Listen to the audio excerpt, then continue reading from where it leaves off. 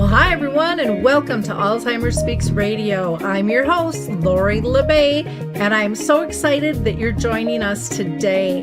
We are going to have a fascinating conversation as usual as we learn from people all around the world at all ages and stages of life.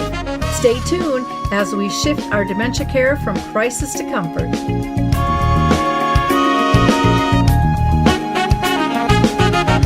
Captured effortlessly, that's the way it was, happened so naturally. Well, I'm so glad you're here to join us today on Alzheimer Speaks Radio. We are going to have a really interesting conversation with KellyBailk, who is living with dementia. And she is so honest and open about her life and how she is dealing with this. I think you're going to be really surprised and really impressed with how she's handling this diagnosis. But before I interview Kelly, I always like to say thank you to all of our wonderful listeners. Your likes, your clicks, your shares are so much appreciated, and you have really spread the word of our show all around the world. So I hope that you'll continue to do that. And if you're a business looking to expand your brand footprint, I'd love to help you there too, because not only do we have the radio show, but we have the blog, our website, our YouTube channel, lots of social media channels. We can help spread the word of your work as well.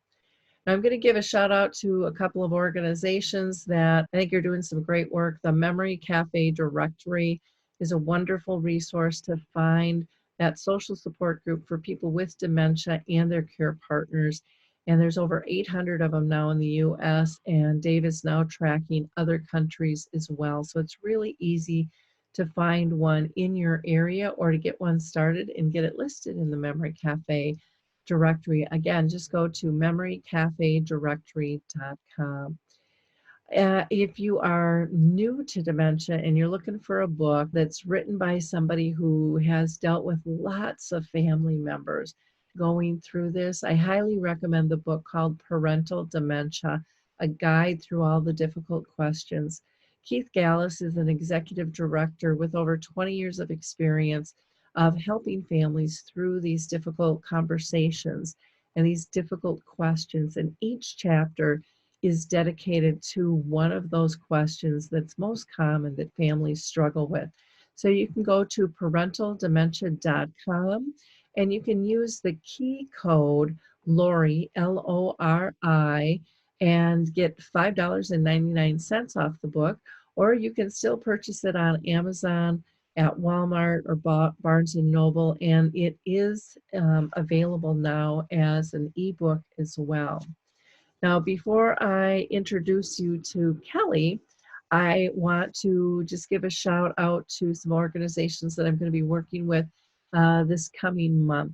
So March 11th and 12th, I'm going to be out in New Jersey with Artist Senior Living of Eaton, and I'll be doing one program for family and one for professionals. And then March 16th, I'll be back in Minnesota at the Waters of White Bear doing a family program. And then I'm going back out east March 31st to April 1st. I'll be in Pennsylvania with Artist Senior Living of Yardley. And there I'll be doing one professional and one family program as well. And then on April 2nd, I'll be down in Winona, Minnesota, and we're going to be doing a screening of A Timeless Love, which is an excellent program with the talk back with the audience. And then I want to just give one last shout out to the film called Determined. And it's a documentary film that's been accepted into the Wisconsin Film Festival in Madison, Wisconsin. And the film's producer is a good friend of ours, Teresa Berry Tanner. She began her journey making this film to help raise awareness about dementia and her own experience as a caregiver and also as an Alzheimer's research participant. And it's grown to kind of take place in every nook and cranny across the country she's found. And you'll hear from a few different families and what their journey has been like. And if you'd like to support this fantastic film, please go to documentaries.org/will-I dash B, BE dash next. And you can donate to help get that film out and about to all the wonderful places it needs to go. So with no further ado, let me introduce you to Kelly Bone. She is a 58-year-old woman who was diagnosed with early onset just a year ago. And she has a family history of Alzheimer's and dementia, as well as having two of the APOE4 genes. So she's cared for her mom and her uncle, and now she is living the disease herself. And I know she's going to have some wonderful insights. So, Kelly, welcome. Oh, thank you very much. I thank you for having me. Well, I'm excited to have this conversation with you. And normally I ask people if they've been touched by dementia, and you have on multiple platforms. But why don't we start with you have cared for your mom and your uncle. What was that like before you were diagnosed to be dealing with that? Okay. Well, my mother, she was diagnosed at 58 years old as well. And by 62, she was getting pretty bad, and we had to take her car away from her. And at 64, I had to move her into an assisted living facility. And that was a fairly good experience. However, it was only a mile away from me, so I had the opportunity to go several times a day because she was diabetic. And I wanted to make sure that she was being cared for the way that she should have been. And while I was there, I realized that sometimes the nurses or the staff was administering or was going to administer the wrong medications and things like that. And so I quickly learned that the more I'm there, the more likely things will be done correctly if someone's paying attention. And so I ended up being there multiple times a day. And towards the end of her life, I actually moved in and slept on the floor for about 9 months. And that was really eye-opening experience to see how not only my mother would have been treated if I wouldn't have been there, but then also how the other people in the facility were treated. So at the same time, about maybe a year before my mother passed away, my uncle became ill with a different illness. But then during that illness, we realized that he had dementia pretty badly. My cousin asked for assistance from my aunt and I to help out, so we helped out there too. So, again, we saw him decline very quickly, we had seen signs before that his memory was deteriorating, that he was struggling, but we didn't really know exactly what it was. I think I was kind of in disbelief that this could be happening to two people within one family, but obviously since then I found out because their parents also had, one of them had dementia pretty bad. So, I guess it's not uncommon for others, children to get that as well. So I would say being a caregiver for me was probably the most difficult thing I've ever done. But it was also maybe the most rewarding thing I've ever done because I was so grateful to have that time with my mom and to know I was doing the right thing. And, when I talk to my children now too, they say, Mom, out of all the things we remember about you, we remember how you took care of grandma. And that was really important, that you just did not let any balls drop. You stayed on top of things. But that's difficult to do when people are working and they've got children and things like that. Fortunately for me, I worked from home. I had a very high-powered position at a huge IT company, but I was able to manage and do those kind of things to try to help my mother. And then eventually, like I said, I just ended up moving in because I know that sounds terrible, but I couldn't trust that she was going to be taken care of the way that I wanted her to be taken care of. That's kind of how I got started with it. And then what happened with me was I realized that there was a good chance that I might eventually get Alzheimer's disease. And so I decided to have genetic testing done. And when I had the genetic testing done, it came back and I thought it said I had one APOE4 gene, but then when I met with my doctor to discuss it, I misread the information and it said I had two APOE4 genes. So that came as kind of a shock. And so that was when I was 54. And then he suggested that I live in Florida, and we have the Tampa Alzheimer's Institute here, which is a very good organization. And he suggested that I drive up there and just have some basic testing done. And then if they thought it would warrant it, then I would have additional testing done. So I did. I waited about 3 years to do it. I didn't go until like 57 years old. And then they did the memory testing, and I didn't do well on the extensive memory testing. So they decided to send me for additional testing. And I can't have an MRI because I have a pacemaker that's not MRI compatible. So instead they did a CAT scan, and the CAT scan showed that I had some deterioration of my brain. And then they did additional other testing as well, and all of them pointed to Alzheimer's disease. So that's kind of how I got my diagnosis. So I received that, like you said, a year ago, December. Wow, that had to be, even though you know it runs in the family, that had to just be an emotional blow. Did you have kind of a blockage or denial there, or maybe it wasn't for you? Maybe. No, it wasn't for me. Quite frankly, I'll be honest with you. When the doctor told me, she told me, and I said, okay, well, that's fine. I said, that's okay. I go, and then I said, well, when do I come back next? And she's like, I don't think you're grasping the situation. She goes, this is a pretty serious diagnosis. And she said, we need to talk about next steps. And, if you need counseling and those types of things, what kind of support you need. And I said, no, I got this. I said, I go, it runs in my family. I said, I've lived with it for, the last, 13 years of my life. And I said, I know what to expect. And I said, so I'm just going to go tomorrow, and I'm going to schedule a huge trip, which I just took. And I said, I'm just going to go and make the best of it. I said, I'm going to try to help other people with Alzheimer's, and I've got to prepare my husband. And so, and all along, even now, I think she's a little shocked by how matter of fact I am about it. But I think it's different for me because I have all that history in the past, and I know what to expect, and I knew the symptoms, and I knew those types of things. Now, my aunt went and had genetic testing, and she does not have the gene. And she doesn't want to have any other testing to find out, because just because you don't have the gene doesn't mean that you don't have Alzheimer's or something like that, or won't get that. And then same thing with my sister. So, I don't want to say I was disappointed when my aunt found out she didn't have the gene. I was glad for her, but I'm like, man, why do I have to get it?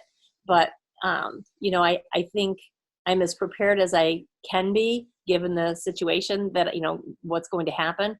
And it's probably better off that I have it than somebody else who maybe isn't as strong as me that would have a difficult time going through it, because I'm always the glass is half full type of person, and I make the best out of any terrible situation. And I'm going to do that with this. And I'm planning on rocking Alzheimer's disease and just doing the best I possibly can.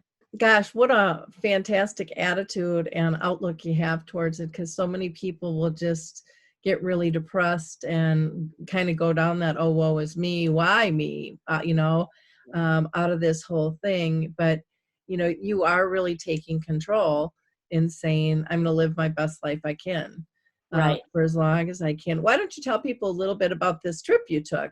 I think that would be kind of fun. Okay. Well, like I said, the day after I found out I had Alzheimer's, I contacted my travel agent, and I booked a 38-day trip to Australia, New Zealand, Tahiti, and Bora Bora. And my husband and I went, and it was kind of interesting. I think my husband thought I had a different perspective this time around on my trip. We had, they had pre-planned excursions and things like that and things to do. But on this trip, if there was something that came up that was an additional excursion or something that seemed interesting, I just booked it. And some of them were kind of dangerous. They were kind of thrill seeking and things like that. And I kept telling them, I'm like, what's the worst thing that's going to happen? I'm going to die. I'm going to go off and do it. So I was doing things that I never would have done before. And I have a blog that I maintain out there called Living My Best Life with Alzheimer's. And one of my blog entries is about living like I was dying. And that's what I kind of did on this trip. I lived like I was dying. I didn't worry about my fears and things like that. I overcame my fears and some things that I never would have done. So it was pretty interesting, and it was fun. I don't know if I would keep doing it, because I think my husband was a little worried about some of the things we were doing and stuff. But I just, I'm just trying to live every day to the fullest. One of the things that I've done is for the last couple of years, I have found out I had uterine cancer also last year. So I had to go through that at the same time. And as a result of that, I really changed everything that I do in terms of my eating and things like that. So I eat very holistically, very healthy food.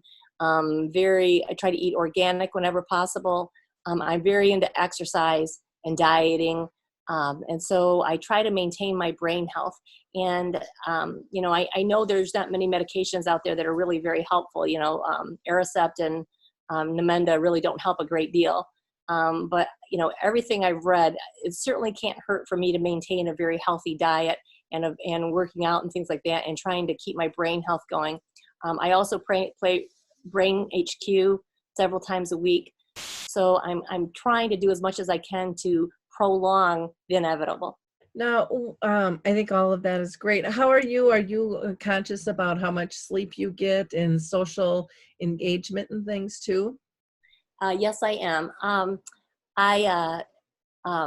I don't sleep as good as I should. I'm very good at getting a good 8 to 9 hours of sleep. I'm not as good at taking the naps that I should be taking that the doctor told me to take. I need to get better at that.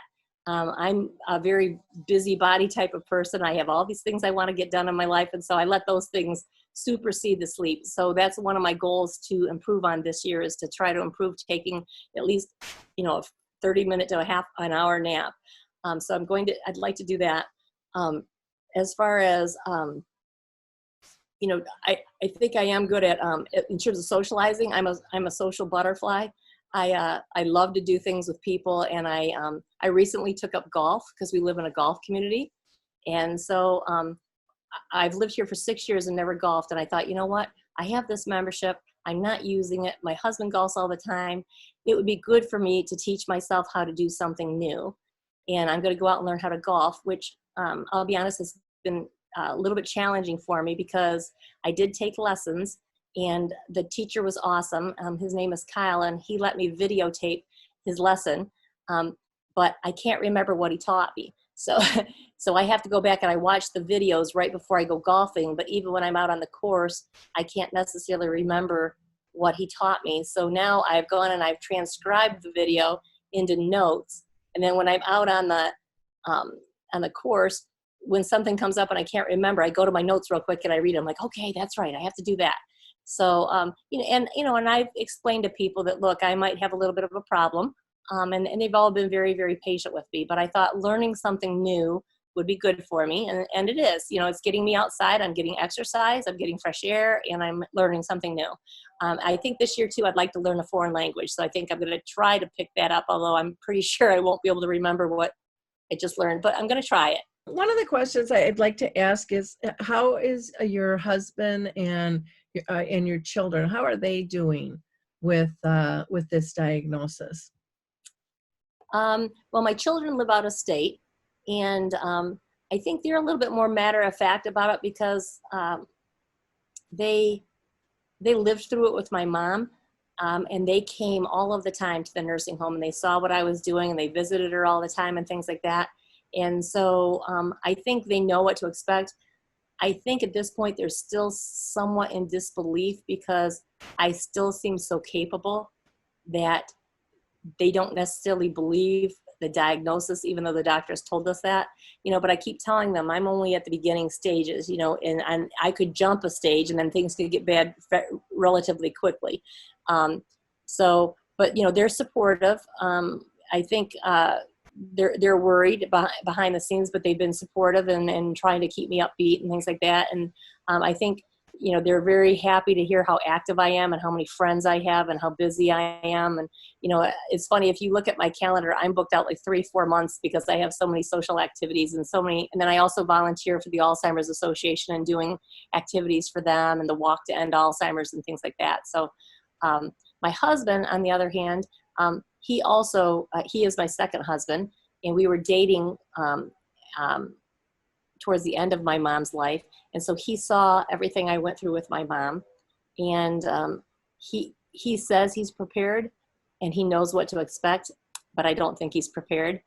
I do everything pretty much around the house. I maintain the household. I do all the grocery shopping. I do all the bill paying. I do everything. And so we just got back from our trip 2 weeks ago. And the other day I implemented what I call Husband 101 training. And that's where, for example, he came in and he said, honey, he goes, I have some dirt on my his favorite golf hat. He said, can you please help me get it out? He goes, I can't get it out. He goes, can you help me? So I left it there. So when he came back out, I go, I'm not going to get it out for you. And he goes, you're not? I go, no, you're going to get it out. I'm going to teach you how to do that. And so he goes, well, no, just do it. I said, no, because pretty soon I'm not going to be able to do this stuff for you, and you need to start learning. And then we got some bills, and I said, here's some bills. And he goes, yeah, just go ahead and pay them. And I go, no. I said, I'm not paying them. I said, I have to show you how we do go online and how we pay them and what we do. So, I've told him, I said, it's time now, because my doctor told me at my last appointment that it's time for me to start putting procedures in place and things in place, like my end of life plans and things like that, because my disease has progressed a little bit. And she said, I think you should do it sooner than later, because you don't know when things are going to get a little bit more difficult. So we're starting that transition. And one of the things that worries me about him is that he's not really open to going to support group meetings for caregivers and things like that. He doesn't think he needs them. And I have friends who are caregivers whose spouses are either going through it or have just passed away. And they assure me that he's going to need the support of caregiving support group meetings, because a lot of times you lose your friends and people, pull away from you. And he says, well, I'll go. It's just a little too soon. And I keep telling him it's not too soon. So I'm hoping through my advocacy work and the things that I'm doing, that the more people we meet and the more people that talk to him, he'll be willing to be more engaged in that capacity and be open to the idea that he's going to need some assistance. But, in the very near future, we're going to start looking at nursing homes and things like that. And so I'm sure that's something that will help convince him that this is real and it's going to happen. And wow, you are incredible. I love how proactive you're being and really taking things to heart and positioning him to be able to handle things. So everything's not a crisis, trying to get things in that kind of gentle setup mode and being able to let your wishes be known now. Right. I think a lot of times people wait too long. And so I personally advocate for people to do things sooner than later on that. Would he ever go to, like, let's say a memory cafe where you both go? I've just found those to be so helpful for so many. I think he would if we both went. Unfortunately, in the area that I'm in Florida, amazingly enough, there's not many things like that. The closest one we have in terms of an Alzheimer's meeting is about an hour and a half away, hour and 15 minutes away. So I got the Alzheimer's Association to start a meeting close to me, and I help run the meeting. And so we do that, but there's not a lot of things like that. So that's something that I'd like to help start developing in the area that I live in, because I think there's a real need for that. I don't know if you've checked out the Memory Cafe directory, but Dave's really pulled so many of them together. And and a lot of times, they're just small groups and they don't have money to really advertise and stuff. And so that's a really good resource, the Memory Cafe directory. And you can be listed in there, for free, but it's for people with dementia and their care partners. And I know I've facilitated one for, gosh, I don't even know how many years. And, half the time I come out of there, my cheeks are sore because we've laughed so much. Right. Right. But it pulls people together, but it's not focused strictly on dementia. It talks about all of life and what's going on, and people just have this instant bond and this instant acceptance, and they get to see other people progress and deal with things ahead of them. And then, and so they're able to learn Right. from that experience and stuff. So yeah, it's a wonderful thing. Now, I know one of your goals is really to change the face of Alzheimer's, so that the public doesn't just think you have to be old and in a wheelchair and nonverbal anymore in order to have that. How are you positioning yourself to do that? I know you mentioned you had a blog and we're doing some work with the Alzheimer's Association. Can you go a little deeper in that? Yes. Yes, I'm trying to, I do my blog. I'm working with some people who are Alzheimer's advocates who I know also, who you also know. And, I'm going to be probably start doing some public speaking engagements and things like that because they're getting me engaged and things and helping in that capacity. And I'm working with some other organizations to participate in some of their conferences and stuff like that. But then also I'd like to, I really think that the face of Alzheimer's right now is, like you said, it's somebody who's, 80 some years old and they're, out of sorts and things like that. And they're pretty far along in their disease. Well, I go to Alzheimer's meetings and, I'm 58 and I certainly don't think I look like I have Alzheimer's. And there's a lady there that I just met who's 51 and she's just beautiful. I have a friend who's 31 and she has dementia. So, they come in all shapes and sizes. And I think people need to realize that. And I think, Alzheimer's, as you know, it's growing in leaps and bounds as the baby boomers get older and as people are aging and things like that. We're going to see a lot more people get diagnosed with the dementia and Alzheimer's. And I think we need to change the stigma that it's not just an old person's disease and that can happen. For example, my husband and I went the other day out and I was talking to somebody and I was asking them about helping me with an Alzheimer's fundraiser and if they would help sponsor it. And they said, well, why would you want to do it for Alzheimer's? Let's do a different condition. I said, well, I want to do it for Alzheimer's because I have Alzheimer's. And they said, well, you don't look like you have Alzheimer's. And I said, well, what does somebody who has Alzheimer's look like? I'm sitting there thinking, well, you don't look stupid either, but, so I think we just need to change the whole dynamic of what Alzheimer's is and that, it can happen to younger people like me and that we need to, getting diagnosed early is a blessing because it helps you plan. You can maybe get on the medication a little bit earlier. You can start changing your lifestyle and start changing your diet. So those are the kind of things that I'd like to promote as I go out and do these types of things. Wonderful.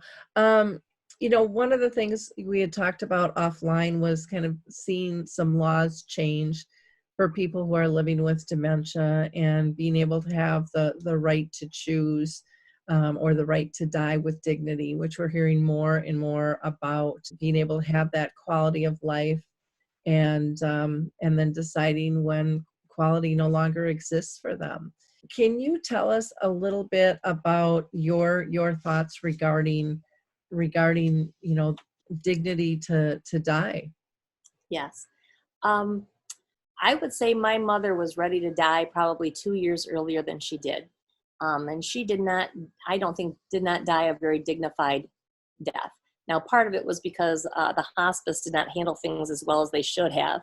And so that caused a problem. But, I think her mind left her way before her body did. And I don't want to be in that situation. I don't want my family to have to go through it. Quite frankly, when I was taking care of her, I thought I might die before she did because I was so stressed out and it put such a toll on me. I don't want my husband and my kids to have to go through that. And so I would like to have the opportunity to choose how I pass away. And if I could, I would like to do assisted suicide. However, based on all the research that I've done, I've contacted every state that has it approved in the United States. And so far, nobody will do it for people who have certain diseases like Alzheimer's, Lou Gehrig's disease, and Parkinson's and things like that. But they will for cancer and some of these other diseases. I would like the opportunity for me to say, you know what, I'll sign something right now while I'm still cognitively capable that says that when I get to this point in my life, I would like to be able to die with dignity. And I would sign it while I'm, still capable of doing so. Unfortunately, in the United States, they don't allow us to do that. They do it in Netherlands and they do it in Switzerland. And so I'm looking at that as well. I have some family members who are, they're very religious and they don't agree with it. They don't think that that's a good choice. And some people I know that are Catholic and they don't agree with me. And you know what, I understand where they're coming from, but it's my right to choose how I want to live. And I don't want to live in a body that my mind no longer works. And so I'd like to have that choice. And so as I move forward with my advocacy, I'm hoping that that's something that I can help move forward in terms of a platform that is near and dear to me right now, because it's something that I quite frankly, I think about it daily. Yeah, it's a big topic, and it's a serious one, and it's not like you're going into this blindly. No. You've seen it from the other side, and you kind of know what to expect.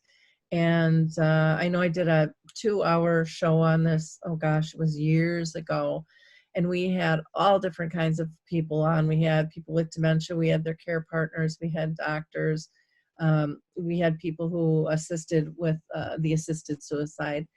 And I remember at the very end them asking me, Lori, what do you want? And I said, I'm a girl that likes my options. I don't know if I'd ever use the options, but I want my options. And Right. you don't know what life's going to bring you, and you want to be able to be prepared. And that, if that's an option, you've got a right to it. Right. And there's a lot of people out there committing suicide that maybe wouldn't have if we had a more open conversation about it. Maybe there would be other help. Maybe there would be more support services, more compassion, to help people through those dark times. But pretending like it doesn't exist and it isn't a thought, it isn't doing anybody any good. No, it's not. And I have never thought myself as somebody who's suicidal, because like I said, I'm PAM positive, and I always look at the glass half full, and I love my life. So I'm not suicidal, but when I get to that point, I'd like the option. And so, unfortunately, when I met with my doctor recently, we talked about it, and she knows how I stand, and she knows that I'm doing the research, and she said, I'll help you any way you can. I can, as long as you can find a place that would do something like that. So now I'm at a point where I have to explore both options. I have to keep going down that road, but I'm also researching nursing homes in the event that I have to go down that road. And I just don't think that's a fair choice, because if I had cancer and it was terminal, then I could do it. And this is just as terminal as cancer. So it's unfortunate. And that's a really valid point. And it's so sad, because people don't think of making this decision when their cognitive abilities are gone. I mean, that's not when this whole process starts, from what I've heard from talking with people, dealing with dementia. This is something that they think about long and hard. It's Right. not typically a spontaneous situation. Right. They know they have loved ones. They think about this. They talk with many people, and like you are doing research, and yet are told that they're not cognitively able to make that decision. Yet no one can tell you really when does that point come. People are still driving. People are still doing all these other life skills, and then somebody decides, no, you're not able to make this decision, but you can still do this and that. Right. It's Yeah, and one of the organizations overseas that I've talked to, they've said, yes, I can do it, and I could do it. They would do it for me. However, I would have to leave what they call quality of life on the table. And so I could do it, but I'd have to do it probably within the next couple of years when I'm still able to function pretty well. And they use the terminology that all your books have to be standing up on the shelf, and that one book can't be disheveled. So, that could be relatively soon. And, I'm not prepared to do it yet, because I still have a lot of quality of life left, I think. And it's unfortunate that I'm put in a situation like that to do that, where in the United States, they couldn't have something that would be compassionate for people like myself to say, what, when it gets to this stage, and whatever that stage that they deem is appropriate, when you get to that stage, we would allow you to do that. Yeah. I want to go back and talk a little bit about lifestyle choices. You had mentioned that you are really conscious of how you eat and exercise. And can you give people kind of a routine, if you have one, of what types of things you're involved in, what types of foods you're choosing to eat? And Sure. I tend to eat mostly fruits and vegetables, and whenever possible, I buy organic. And if I can't buy organic, then I make sure that I clean them extremely well in water and vinegar, and I scrub them really well, because I want to get all the glyphosates off. And then if I do eat meat, it's usually going to be skinless chicken. Or once in a while I'll have a steak, but I tend to eat mostly fruits and vegetables. And I do have nuts. And then I usually have a smoothie in the morning with chia seeds and flax seeds, spinach, kale, banana, and vegan protein powder. And then I'll have, like I said, the other things for lunch and dinner. I don't drink any pop anymore. If I do, once in a blue moon, I might have a diet pop if I'm out with a bunch of friends, but it's very rare. I usually just drink water. And then I also, as far as exercise goes, the exercise that I do is I usually walk a couple miles several times a week, probably 5 times a week. And then I usually golf a couple times a week, and then I do water aerobics about 5 days a week. Because we live in Florida and I have a swimming pool behind my house, and so I do water aerobics. So I get quite a bit of activity and a lot of exercise, and so that helps keep the blood flowing, which gets to my brain and things like that. And I have another medical condition called neurally mediated syncope, which it causes me to faint very often, which is why I have my pacemaker. And me staying active like that and keeping my blood flowing has really helped that condition as well. So all of this is good stuff, so not only is it good for my heart, but it's good for my brain. And when I go to the Alzheimer's meetings and stuff, and I speak to people and stuff like that, everybody who's a doctor or who attend these meetings, you are on the right path. Those are the things you should be doing, because that is very helpful, because there's really not a lot of good medication out there for Alzheimer's right now to really help, other than changing your lifestyle. I totally agree with you. There's a man up here in Minnesota called William Walsh, and he has written a book. He was a doctor. He's retired now, and an allergist. He truly believes that he's gotten rid of his symptoms through diet, and he's in the process of writing a second book. I want to say his first book is called Retaining the Brain. And like I said, he'll have his new one rolling out shortly, because when he did his first book, he didn't have his particular diet pinned down. But he really thinks that you can do so much through dietary. Yeah. And it was really quite interesting. Now, you had mentioned again that you've got this pacemaker. I would imagine that might run into some difficulties then in terms of getting involved in studies and so forth. Yes, unfortunately, I've applied for over 400 studies, and I've been rejected by all of them.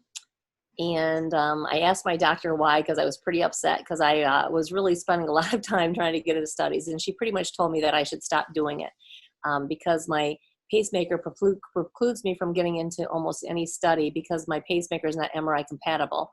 And I can't get an MRI compatible pacemaker because my leads are not MRI compatible. And apparently no doctor will do the surgery and put me under anesthesia and take a risk by doing that. So I will never qualify for that. And then on top of that, like I said, I had cancer last year.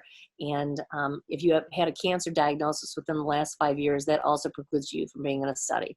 So I hate to say this, but getting on things like this and talking to people in other avenues and doing articles and things like that, those types of things, I'm hoping that maybe someday somebody will reach out to me and say, you know what, I might be able to help you, or what about this, or some good advice.